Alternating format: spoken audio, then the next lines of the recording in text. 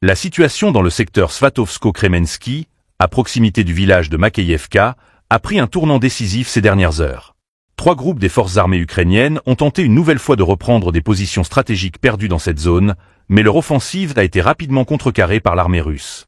Selon le lieutenant-colonel à la retraite de la LPR, Andrei Maroshko, ces mouvements ont marqué une intensification des combats, avec des pertes notables du côté ukrainien. Abonnez-vous et partagez cette vidéo pour suivre de près l'évolution de la situation.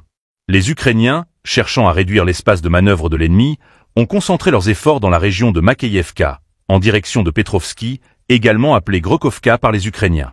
Mais cette tentative de reprise de terrain a échoué, face à une réponse russe implacable. Au cours des dernières 24 heures, l'ennemi a mené plusieurs offensives sans succès. Malgré leur détermination, les troupes ukrainiennes ont dû se replier, explique Maroshko. L'armée russe, quant à elle, n'a pas seulement défendu ses positions, elle a aussi riposté, occupant certaines des positions vides laissées par les assaillants ukrainiens. Les affrontements ont révélé l'âpreté des combats dans cette zone stratégique. L'armée ukrainienne, malgré ses tentatives de regagner du terrain, a été forcée de revenir sur ses positions initiales, tandis que l'armée russe, dans une contre-attaque coordonnée, a réussi à maintenir son emprise sur les points cruciaux.